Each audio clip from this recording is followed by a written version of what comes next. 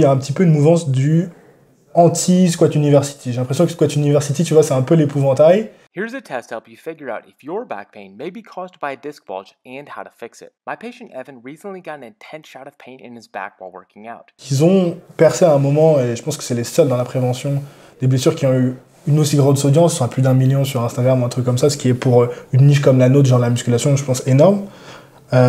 Et que ils ont fait pas mal de petits formats courts avec des exercices qu'ils recommandaient de faire pour aider les autres. Ouais. Et on les a beaucoup mis sur un piédestal à un moment. Et maintenant, j'ai remarqué que c'est un petit peu la tendance à bâcher ce type de poste du genre les 5 exercices pour aider sur votre épaule ou insérer peu importe quel exercice, quel type de méthode. Alors, qu'est-ce que toi, t'en penses de ces vidéos? Pas mal de choses. Il y a beaucoup de choses à dire dans tout ce que tu m'as demandé. Déjà, il faut recontextualiser. En fait, les réseaux sociaux, ça va tellement vite. Il faut déjà recontextualiser quand est-ce qu'ils sont arrivés. Squat University, j'ai pas la date exacte, mais ça doit faire au moins... Plus de 10 ans, 15 ans, je pense. 12-13 ans, je dirais.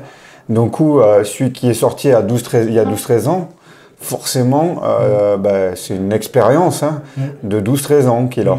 Donc, toute son audience a grandi au moment où Instagram a explosé. Donc, ça, c'est le premier point. Le deuxième point, et ça, par contre, je le reproche à beaucoup de monde. Moi, je suis pas du tout anti-Squat University. C'est juste, c'est juste pour l'exemple, parce que c'est ce que tout le monde va comprendre. Mais... C'est juste qu'il y a des choses bien et des choses pas bien, c'est tout. Mais par contre, ce que je lui reproche, il s'appelle Aaron, c'est que souvent, les gars, au début, ils sont très bons. Et en fait, ils se deviennent tellement connus que ça devient très vite soit moyen ou uniquement marketing. Alors, je comprends que... heureusement pour lui qu'il faut marketer je sais pas combien il a de millions de followers, mais il faut marketer puisque à un moment donné autant profiter du business qu'il y a. Mais par contre, dans ce marketing, je pense qu'il faut quand même diluer toujours un aspect quand même qui reste qualitatif, tu vois. Je pense que c'est important. Autant au départ, ça y était, autant maintenant c'est uniquement souvent orienté, beaucoup. Et la deuxième chose, c'est que, pareil, au début, les gars, ils font le taf.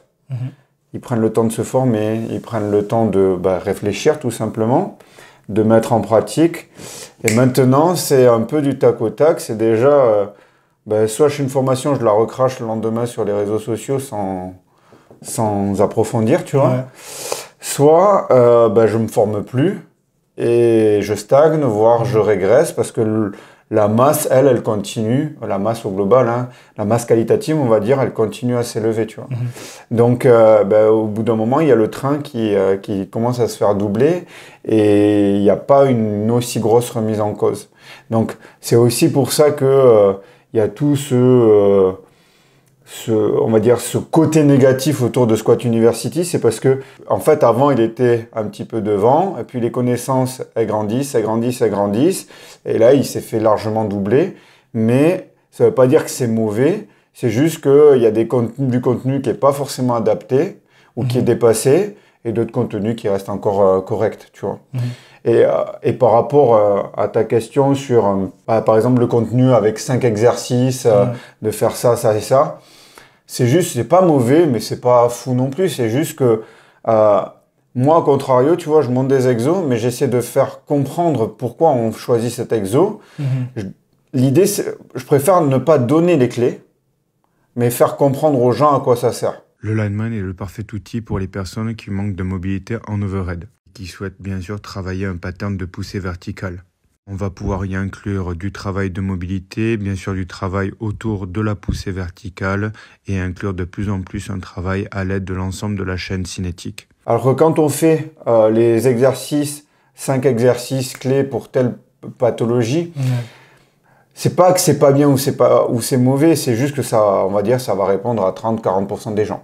Ce qui en soi n'est pas mauvais, puisque l'idée qu'il y a derrière un poste, c'est de faire avancer les gens. Si tu peux être bénéfique dans 30 ou 40% des cas, c'est déjà ça, tu vois. Tu vois.